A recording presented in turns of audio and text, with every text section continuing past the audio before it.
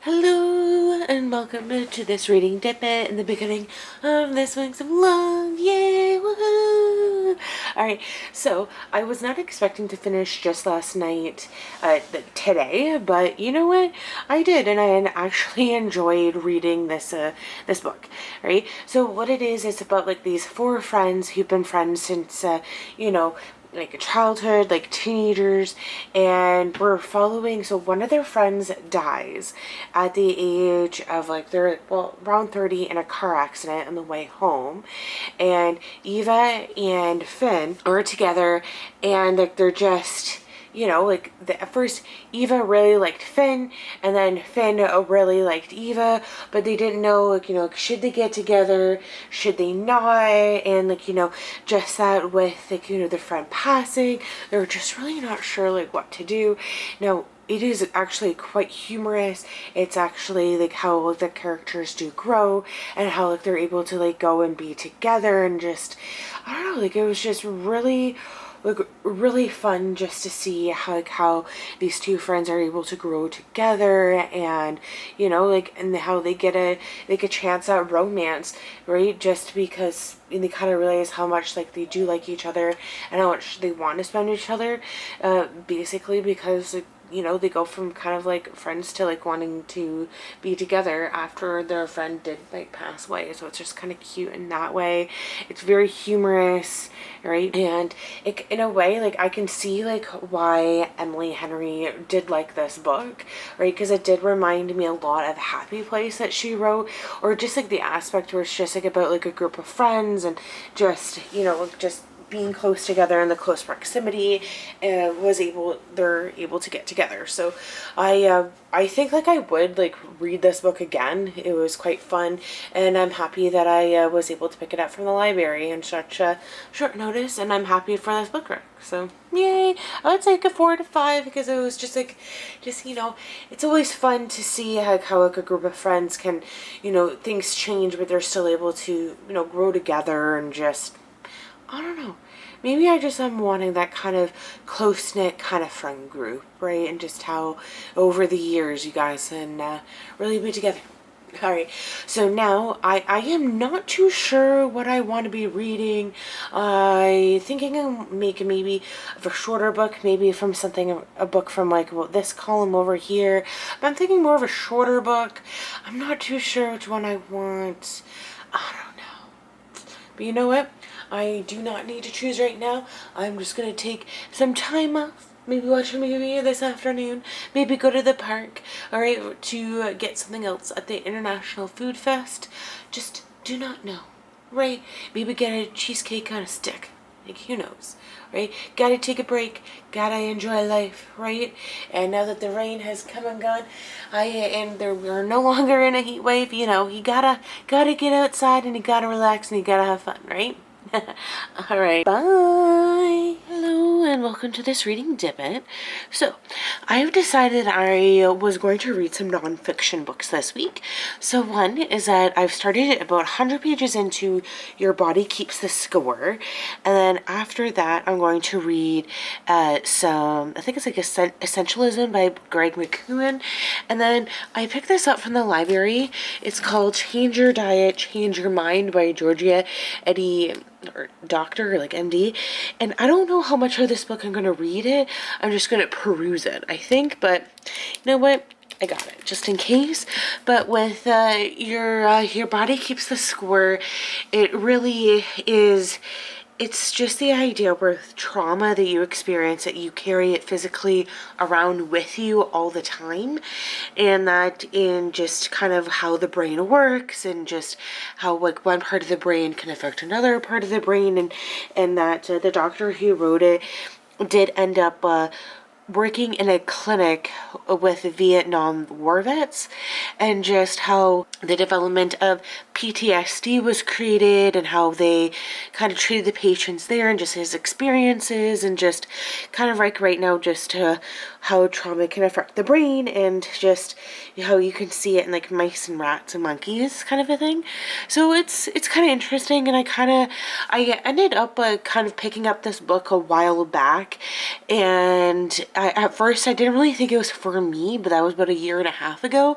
I don't know, but now I find that I'm kind of into it. I'm learning from it, and it's just, I don't know, it's interesting.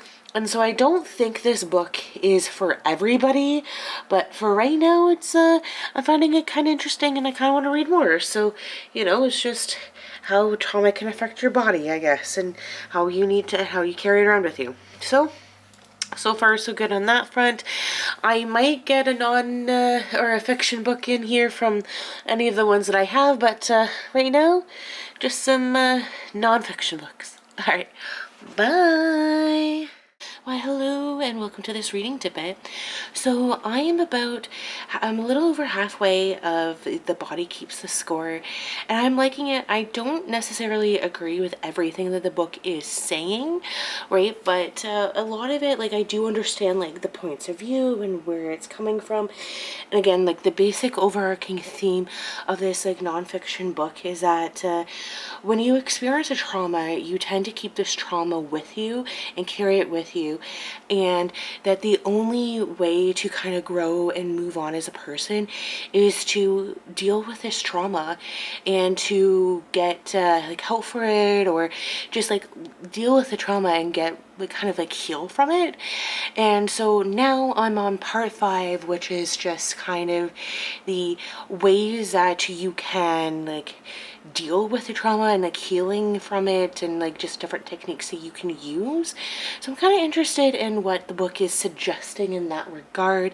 Like, again, with like any and all nonfiction books, you're never going to agree with 100% of what they're saying or what they want to say, but like you can always like take and leave different parts and aspects, and like you may never actually like agree with any of what they're saying, but I feel the only way to grow is to really, it's like, what I like about reading is putting yourself in other people's shoes and like understanding other people's perspectives, and just trying to learn from it, and to know that you may have experienced certain traumas, but that doesn't devalue the traumas, say, that you have experienced. And you may never have experienced any trauma throughout your life, which is like great. But it's always great to learn a different perspective, and to never stop learning, and that's kind of what I like about it. So yeah, can't wait to continue to see different techniques that The Body Keeps the Score tends to put forward. So yeah. All right, bye. Hey, so welcome to this reading tidbit. I now have about 100 pages left of The Body Keeps the Score, and I'm into the chapters of things you can do to start healing your trauma. And so far, there's like, of course, cognitive behavioral therapy, EDMR, and there's like journaling, and just like writing things down in many different forms, like letters to yourself, letters to other people that you never send, and of course like art and just crafts and just being creative in that sense, as well as yoga and just getting in touch with, say, like your body and different things that you can do. So this is like, it's all very interesting, and like he's done studies, and over time this doctor has, and it's just some of it's the control group is, say, less than 100 people, which I find to be a little bit odd and questionable, because I feel like it's just such a small targeted kind of group. But what do I know? But it's quite interesting, the different ways that that have been shown to be proven in these controlled groups about, even with, like, say, the placebo effect can actually work a lot more. And it has made me want to do a little bit more research into EDMR, just to really see what really it is and how it could help, and just, I don't know. So, that's the thing with, these kind of nonfiction books is just you do your own research, see what you can discover, and really explore new and different ideas, which is something that I never would have done before. So yeah, I'm gonna go educate myself, and I look forward to finishing off the book tomorrow. So thumbs up. All right, bye. Why, hello everyone, and welcome to this reading Dippet. So I just finished reading Your Body Keeps the Score, and so the last couple chapters were just like more techniques that you can use to help kind of like regulate your body, like, you know, having like emotional. The first part was kind of like neurofeedback, and I don't know much about that, but it seemed to, in the control study that he had done, it seemed to have great success even for a long time heroin user that he did the study with. But that and EMDR, in neurofeedback and EMDR, are like two things I think that I need to do more research on. And you know, the more you know, the more you can learn, and just knowledge is power. So those are two things I feel like I still need to do research on. But then the last chapter is all about acting and improv and theater and just expressing yourself that way. I feel like in general, just with say just like art and drawing and exploring different mediums in that way has had scientific proof for helping people with depression, and just with people with PTSD from like wars and fighting, how acting improv can help them. I believe the actor Adam Driver, he was in the army. He didn't get deployed, but he has started a acting group or an improv group, I believe, to help out soldiers who need it, which I think is like really great that that this is like a, you know, creative outlet that people can actually do. And I think that's just really great that you can do it. I kind of breezed through the last couple chapters, and I am really happy that I finally took the time out to read it, and just, you know, that it's just, at the end of it, everything is your choice, and you can choose to help. It's like you can't help those who don't want to help themselves. That as soon as you're ready to take action, like it's just, you know, like that. It's just, you have to take action. You have to want to have help, and you have to want to make the difference. And just kind of, I enjoyed the idea of exploring the idea of just that how much you really do internalize, and how your body does really keep the score when it comes to trauma. And you know, that if you're feeling a lot of anxiety, you may have, like, say, shaky hands, and it's just really exploring different mediums of art, writing, just, you know, finding ways to get it out of your body, so that way you're not internalizing it into having horrible kind of difficult things happen to you. I know, it was just a great idea. I'm happy that I actually read it. And you know, like I mentioned before, that the first time I had picked it up, I was like, no, after reading a couple chapters, return the book. Didn't think it was for me. About a year later, so about a year ago, I guess it was about a year and a half ago since I first picked it up, but I remember hearing about it, but I was just like, oh my gosh, I don't think it was for me. But then now, a year later, you know what, I think it's great. I did buy it off of like my Kobo, so I did end up annotating some, and that if I ever do find like a copy of it, and it's like, you know, for $5 or less, at a used bookstore, I do think like I will pick it up and just reread certain chapters of it, because I think that it was like a great, you know, just read books digitally, and that, you know, that I'm able to have a Kobo, and it's just, and I think that's what it is with, like, I'm happy that I gave nonfiction like a chance, and it's just, that's what I think, what I like about, just, you know, new ideas, new thought processes, just a different way of thinking about things. And yeah. So I guess I'm just gonna stop the rambling there.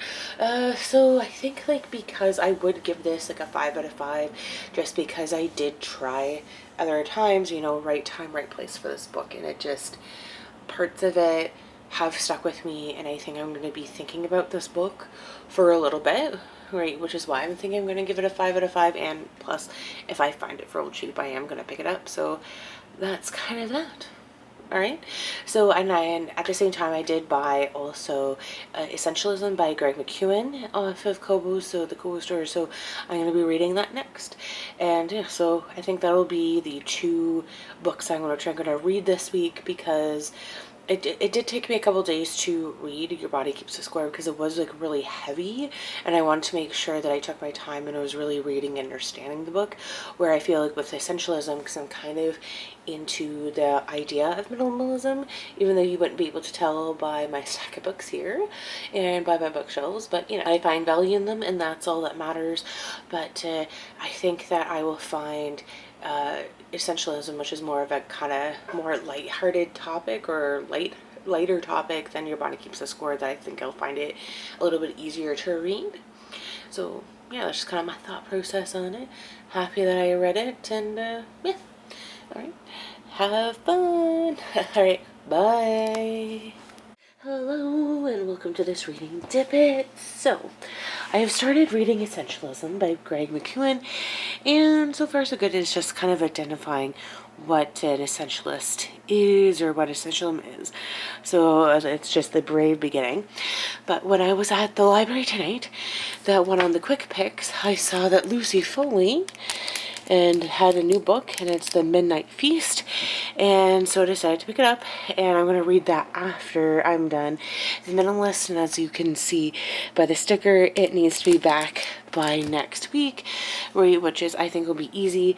And if you remember that with Lucy Foley, I kind of have a love-hate relationship with her, because I find that a lot of her books are kind of, you know, just based or inspired by certain movies, and it's just, I think it was like The Paris Apartment, like it was good, but I think I would just rather watch the movie, you know what I mean? And that sometimes I feel that kind of with thrillers that she'll say certain things or write certain things about like certain characters, and to kind of give them more depth, and then they just, I don't know, and then it's like, why would you say this, or why would you write this? And it's kind of like this misdirected, or this character flaw or whatever didn't really make a lot of sense. And so, I don't know, I figured it's been some time, and you know, maybe with this book I might like her, I don't know, who knows, right? And then there was like a new, I don't know, and so there might be another book I might get next week if it's still there, or on Saturday when I'm back at the library. I forget who it's by, and I know I've read one of her books before. I think it's, I don't know, I don't want to say it, but so I might get another quick pick, who knows, but finish The Minimalist, or Essentialism, sorry, and then The Midnight Feast by Lucy Foley. So yay for reading plans, woohoo. Alright, bye. Hello and welcome to this reading dip. So I now have finished Essentialism, The Disciplined Pursuit of Less by Greg McKeown, and it was actually pretty good, a 3.5 out of 5.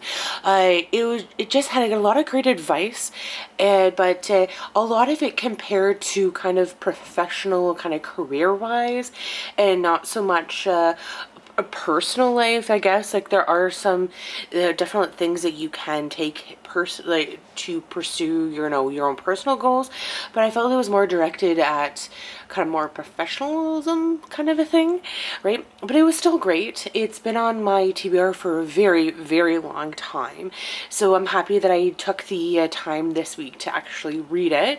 And as expected, I did end up reading majority of it today, which is great, and something that I've been wanting to do, which is fantastic.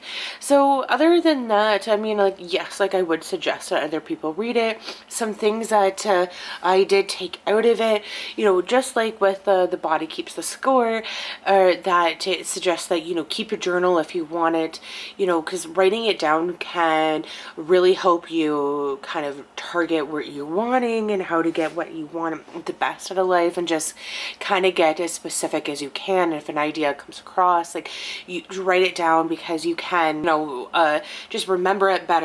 And you know, you want to journal your life because you are the journalist of your own life, and it's what we tell ourselves that is the most important, because that it tends to be the thing that happens, and great expectations, or just more than likely what will happen. And so I thought that was kind of unique, as well as just, you know, making sure that you're making time for what, you know, having priorities, and I don't know. And it was just sorting everything out, and if and just, I guess, more or less being really present in your life and what you're wanting, and just, yeah, just prioritize what is essential, right? And that you are the most important thing. Like, live your life, do not live somebody else's, and journal and be present, right? I don't know, overall it was good.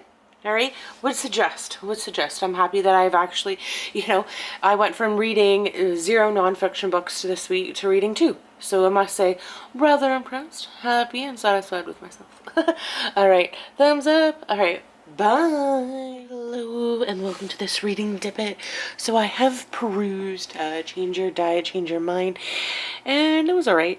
That there is like a lot about it. Well, there's a lot about ketosis and intermittent fasting, which you know, makes sense and everything. And it's just how, and I guess like this doctor really likes ketosis and that idea of how it can help you out and with all your dietary needs. And in the back of the book there is some recipes and everything that you can follow. I didn't read it cover to cover, but there were certain chapters which I did end up liking, and I did end up like liking how just it's just like a different point of view to think about. Really, like, food does affect everything in your health, right? So yeah, thumbs up. I wouldn't with these kind of like all non-fiction books, it's not a recipe for everybody. Not everybody's going to enjoy this book or like it, but it was worth a read, I think. Yeah, so thumbs up. All right, bye. Hi, hello, and welcome to this reading dip-it and the end of this week's vlog. Yay! So I have read the first couple chapters of The Midnight Feast, and it was pretty good. Right? I plan to read majority of it today, and but I am going to go out later on today for some of the Canada Day festivities, because it's a nice, wonderful, fantastic weekend to do that. And so yeah, but I'm glad that I read some nonfiction books, and that I have something to read, I guess, or that, you know, I opened myself up to new possibilities, which is always really great. So that is that. But yeah, that's all I want to say. I want to say The Body Keeps the Score is probably my favorite nonfiction book that I read this week. And I'm really excited about reading The Midnight Feast. Right, just to see what Lucy Foley really has to offer. Alright, but stay tuned to next week, and yeah, thumbs up. We'll see you later. Alright, bye.